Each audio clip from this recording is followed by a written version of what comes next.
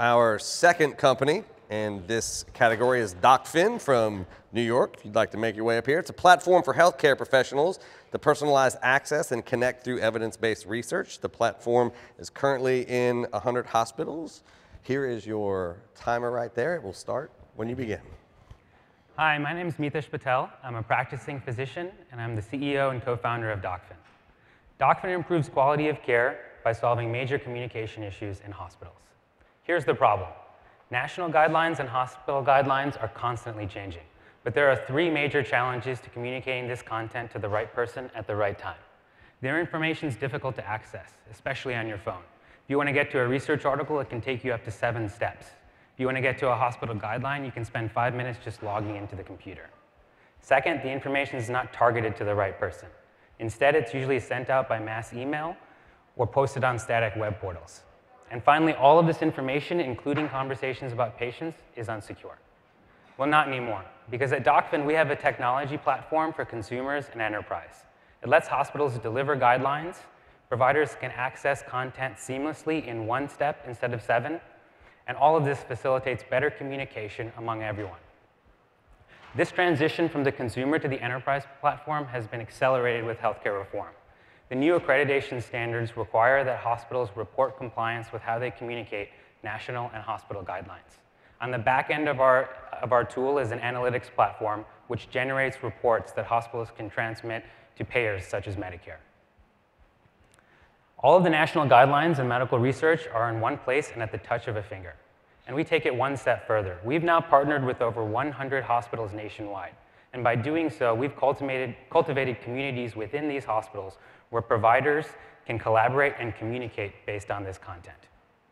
Hospitals can similarly use this technology from our enterprise platform and customize the way they deliver and monitor their internal content. For example, hospitals can send clinical training videos, departmental guidelines, or patient safety alerts. They can then go into our system and look at who's met the compliance requirements for each of these things, when and where they viewed the content. Our freemium model has quickly built a pipeline of hospitals that are lining up to pay a subscription for the enterprise platform.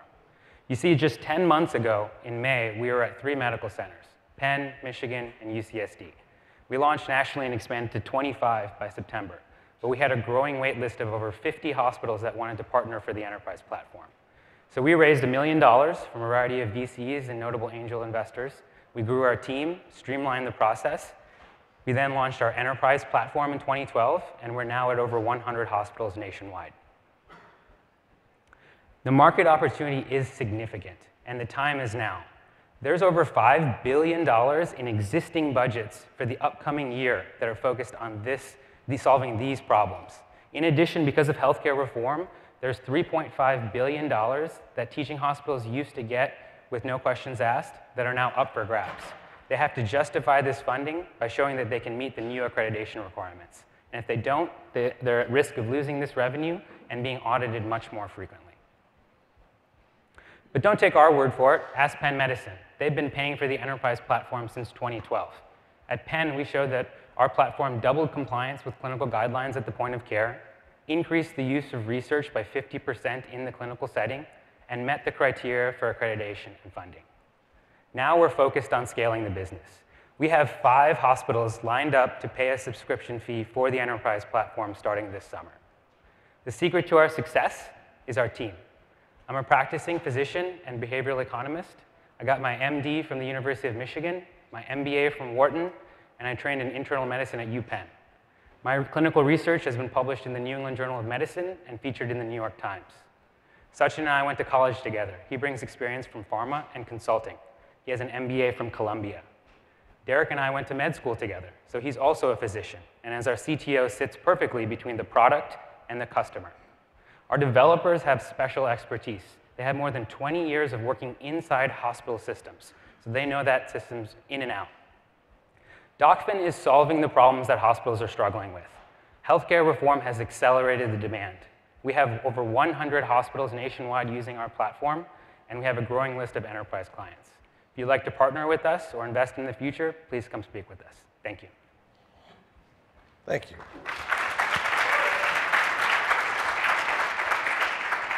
I feel like the health folks are used to people coming up to quiet them down because they're all hitting their marks. Bob, why don't you start us off? Quick question and a hard question. How much more money do you think you're going to raise to get to break even? Yeah, so right now we're really focused on building the pipeline, but we have more demand than we can meet. So later this year, we will be looking to raise another $5 million. Yep. And a harder question, medical research has recently come under scrutiny and conflicts of interest and retractions. And so can your system play a role in sorting through that? Like do guidelines ever get withdrawn? Definitely. There are certainly guidelines that are questionable. Things like what age someone should have a mammography at was a recent one.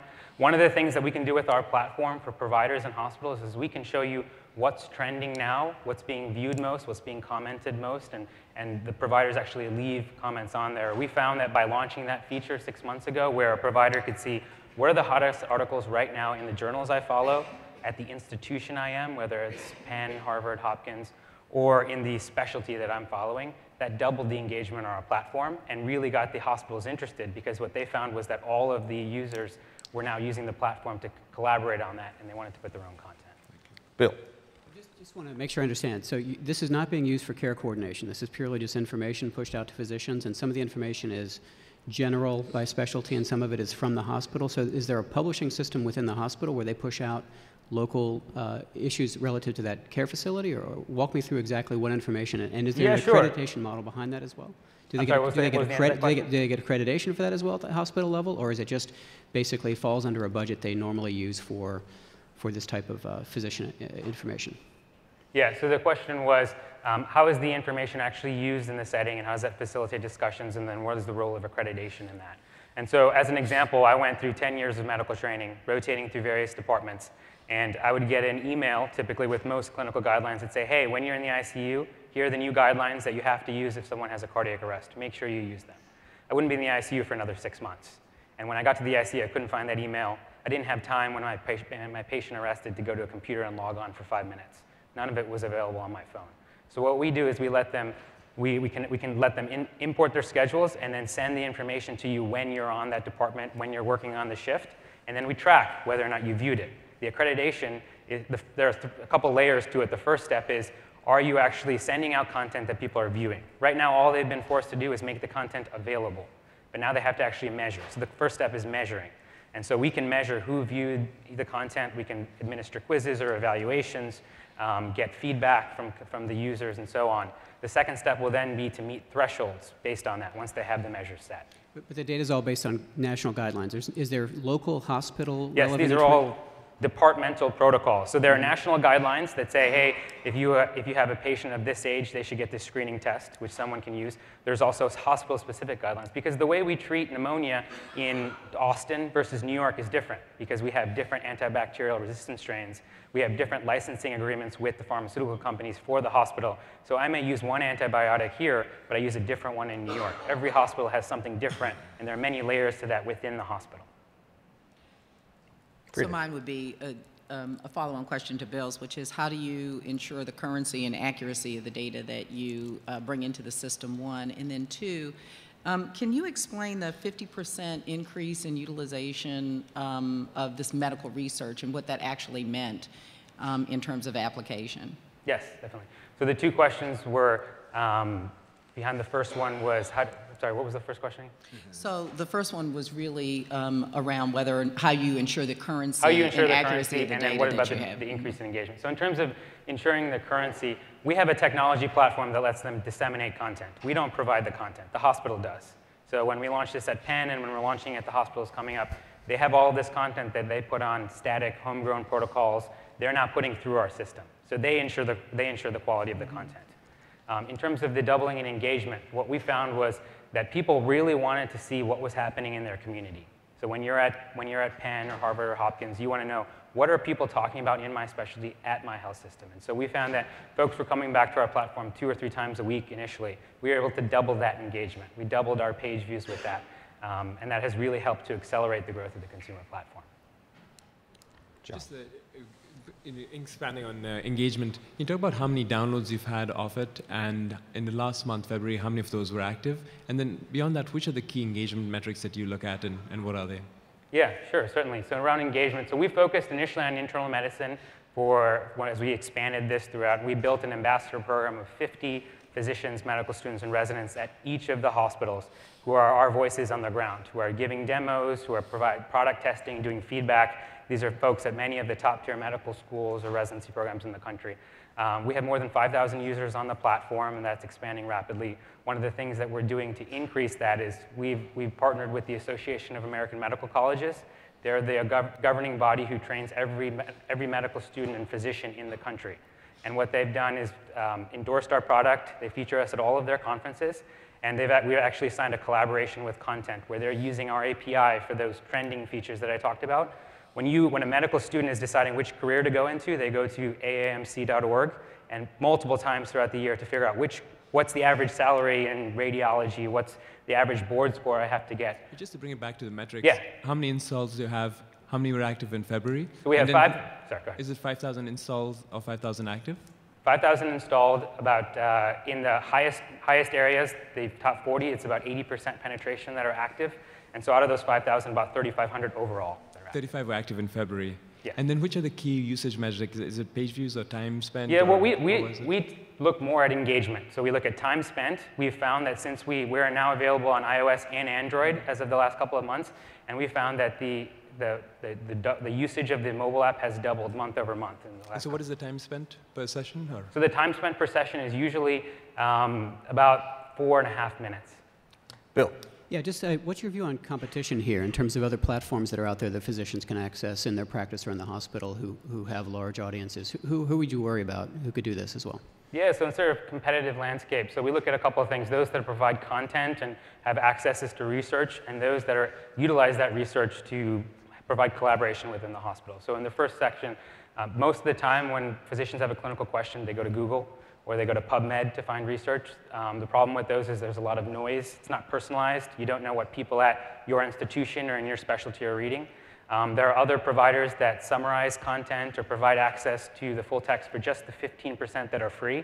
We have a technology which connects to all of the hospitals that takes that 7-step process of logging into your library, your hospital system, into one step. And so that has really helped us to accelerate past those. In terms of things that go on inside the hospital, most of the content is put either on homegrown static web portals, which are not accessible outside of the hospital, or on your phone, or on legacy vendors. And most of that content is not focused on bridging information on research to patient care. Frida. Where do you see opportunities for expansion of the content? For example, inclusion of the availability or appropriateness of a clinical trial, participation, or whatever else you've thought of in that space? So in terms of growing the content, so we started with 150 journals. We then quickly ramped up to over 250, and now we have over 1,000. We've connected to all of the over 150 medical societies and pulled in all of the clinical guidelines, also working with clinicalguidelines.gov. Because the hospitals pay subscriptions for these, in the hospitals, if they have access to any other type of content, we can use the APIs to integrate that in. And we have a big vision, which is to transform the way we practice medicine. We think most of the collaboration and communication focuses on the content, and there are a lot of opportunities to expand from that. Is there any bad actors in the status quo who are trying to block you and your competitors through law or regulation or undue influence? Not really in law or regulation. I mean, if anything, the law, the healthcare reform has helped us. The endorsement by the AAMC has helped us. The thing that's really the hardest, what we face, is that hospitals tell us, hey, we don't want to have to learn a new technology when we're launching the enterprise platform. And the benefit for us is we've already partnered with 100 hospitals, and their providers are already using our platform. So when they launch, hurt anyone? Do we hurt anyone? Who's already operating that just wants you to go away? Who's that? So the folks that we hurt are the other ones that would be providing content. The folks that do collaboration but don't have the connection to the accreditation. Our real hook is that we have the accreditation recommendation. So anybody who's doing collaboration or just simple certain features like messaging within a platform is concerned about us because we're able to bridge research to messaging and collaboration and meet the accreditation guidelines. We got 30 seconds left. Bill. You started your presentation with a slide that showed a consumer business, but you didn't talk about that. Is that something you've de-emphasized or dropped, or what's your plan there? No, so we look at the consumer the consumer model is right now it's free. We are working on premium features, which we can use to monetize that. But really, we're being laser focused on the enterprise platform. And so many hospitals teed up, and the time now with the accreditation standards is right for us to be able to expand. But we see opportunities in the consumer platform. We don't have advertising now, but that's an obvious opportunity. We have talked a little bit to pharmaceutical companies about using the same technology for their workforce for a similar collaboration inside. And then we've also talked to EMRs about integrating with them, and then with data analytics companies who are really interested in figuring out what doctors are reading right now. And with that, we are out of time. Thank you very much. Thank you.